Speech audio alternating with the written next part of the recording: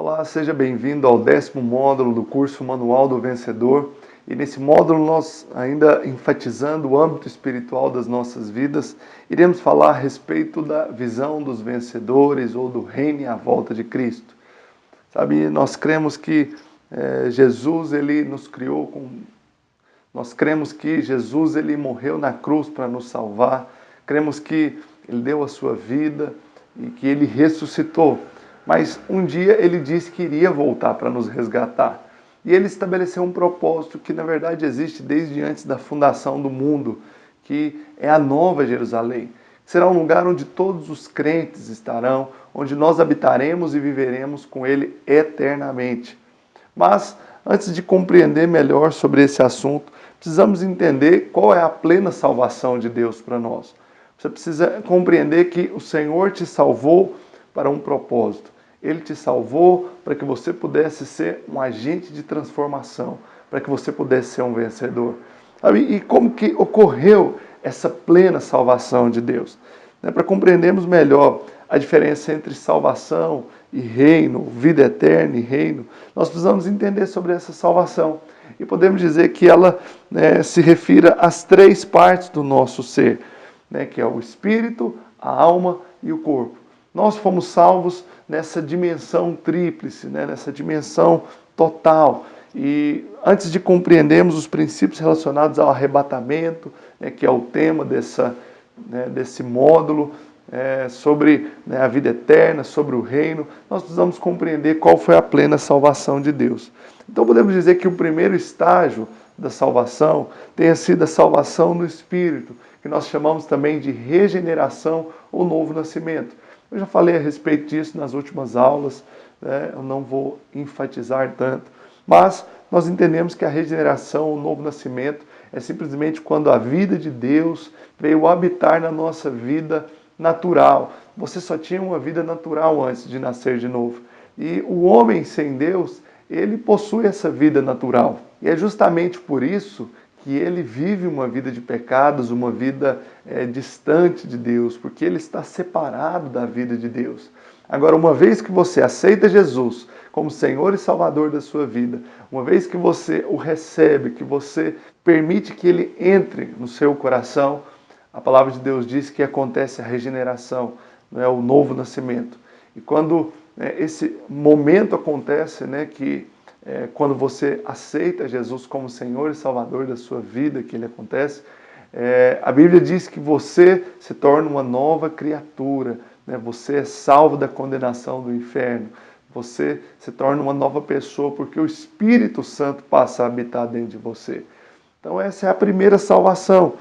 Por causa dessa obra de redenção, nós nos tornamos habitação do Espírito Santo. Infelizmente, por causa da queda do homem, todos nós, como eu disse, estávamos espiritualmente mortos em nossos delitos e pecados. Por isso, o primeiro passo, antes de se fazer qualquer coisa na nossa vida cristã, é restaurar a nossa comunhão com Deus.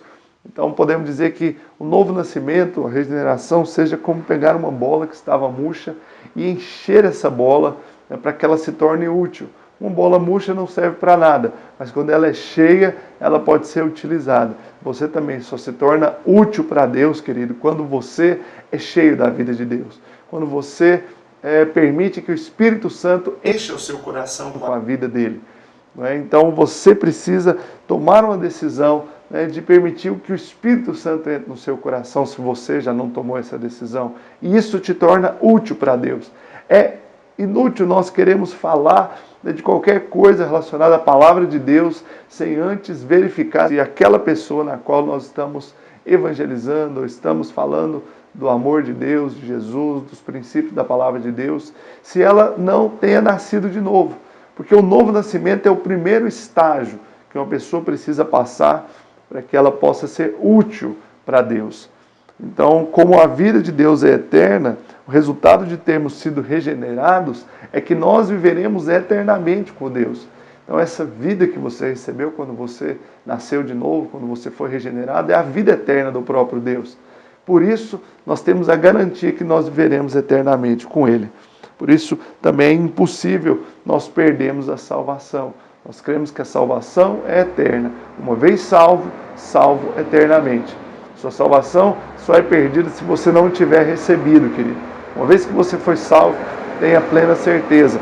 Essa é uma questão, inclusive, que na verdade é motivo de dúvida e motivo de engano e de condenação na vida de muitos cristãos.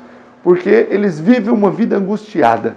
Um dia eles estão salvos, no outro dia eles não estão. Hoje eles creem que eles vão morar com Deus no céu. Amanhã eles já creem que não. Tem coisa mais angustiante do que isso, querido? Acredito que não.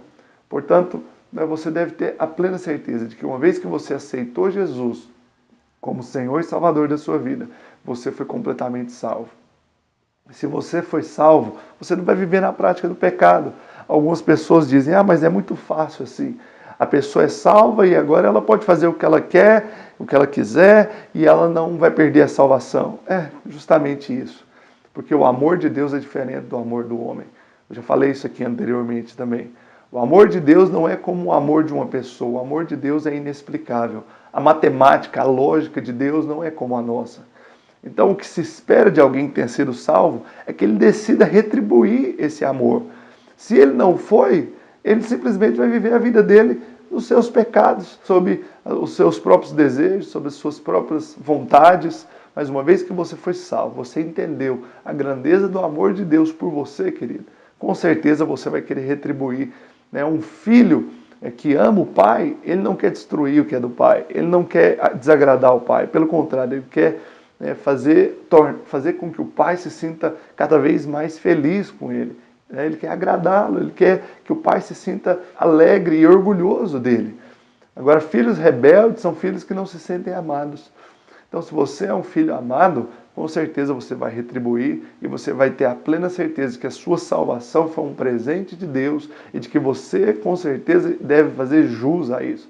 Você deve viver a sua vida para retribuir ao que Deus fez por você. Fique em paz, querido. A palavra de Deus mostra em vários versículos também que a salvação é pela graça. A Bíblia diz lá em Romanos 10:9 que basta você crer e confessar. Em Efésios 2:8 diz que a salvação é um dom de Deus. Lá em João 1:12 diz que Deus nos deu o poder de sermos feitos filhos de Deus. Ou seja, ninguém nasce filho de Deus, se torna filho de Deus uma vez que é regenerado, uma vez que aceita Jesus e tem a sua vida transformada por Deus. Essa decisão de crer que a salvação ela não pode ser perdida, ela é amparada por vários textos da palavra de Deus.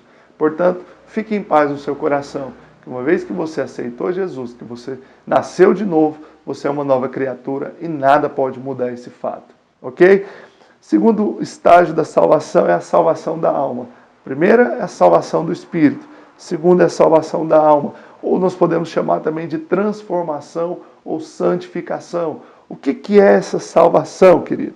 Lá em Mateus 16:25 diz, porquanto quem quiser salvar a sua vida, perdê-la-á. E quem perder a sua vida por minha causa, achá-la-á. Então aqui, Jesus, quem disse esse texto, quem disse essa frase, ele diz que aquele que achar a sua vida hoje, vai perder. Mas quem perder hoje, vai ganhar. O que Jesus estava dizendo, querido? Que aqueles que viverem uma vida regalada, voltada simplesmente para fazer suas vontades, voltado para suprir o desejo da carne, para as próprias iniquidades e pecados, esse vai perder uma posição no reino.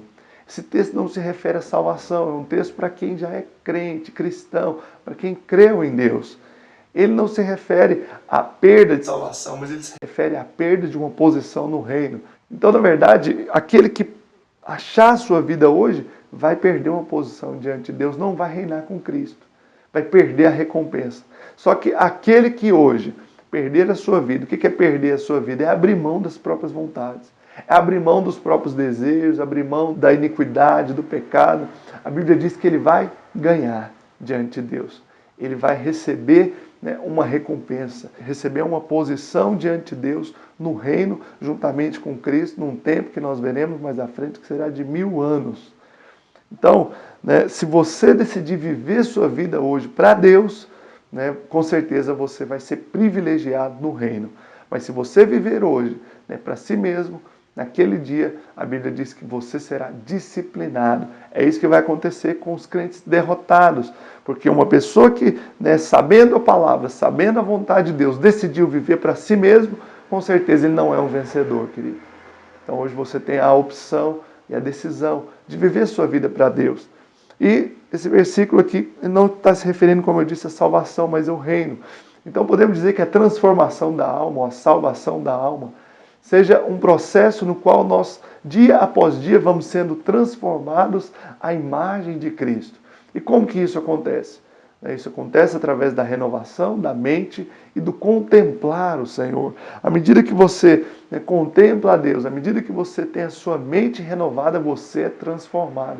E essa transformação fará de você um crente vencedor, fará de você um homem de Deus, uma mulher de Deus, fará de você alguém que busca a Deus para valer, alguém que serve a Deus de todo o coração. E isso vai te garantir uma posição no reino, fará de você um vencedor. Então, a segunda salvação é essa salvação da alma. A nossa alma também foi transformada. Agora, hoje, nós precisamos dar prosseguimento a essa transformação, renovando a nossa mente, buscando a Deus, nos parecendo com Deus. Agora, o terceiro estágio da plena salvação de Deus é a salvação do nosso corpo. Essa salvação ela vai acontecer na vinda do Senhor Jesus por ocasião da glorificação. Vai ocorrer no futuro, na época do arrebatamento dos crentes vencedores. A palavra de Deus fala sobre o arrebatamento, que vai ser um tempo onde o Senhor virá simplesmente levar os crentes vencedores, os cristãos vencedores, aqueles que viveram a sua vida intensamente para Deus, que realizaram obras de justiça e que dependeram da graça de Deus, compreendendo a necessidade de servi-lo com intensidade, de servi-lo de todo o seu coração. E essa glorificação não depende de nós, é algo exclusivamente de Deus, um feito exclusivo de Deus. Nós só precisamos hoje servir a Deus com todo o nosso coração, voltando a nossa atenção, acima de tudo, para a salvação da alma. Então veja bem, querido, há duas coisas que já estão resolvidas. A salvação do Espírito, que é a regeneração, e a salvação do corpo, que é a glorificação. Portanto, com relação a essas duas coisas, você não precisa se preocupar. Mas existe uma salvação, que é a transformação da alma, que você precisa se ater. Ou seja, a santificação. Você precisa se voltar para esse processo na sua vida, porque ele é o mais importante. Você não precisa se preocupar mais com a salvação do Espírito ou do corpo, mas exclusivamente com a transformação da sua alma. E nós falaremos melhor a respeito de princípios relacionados a esse processo da nossa vida nas próximas aulas. Espero que você tenha gostado dessa aula. Continue acompanhando, que na próxima aula nós vamos falar sobre a volta de Jesus, sobre o arrebatamento, e sobre outras questões escatológicas aí. Até a próxima aula.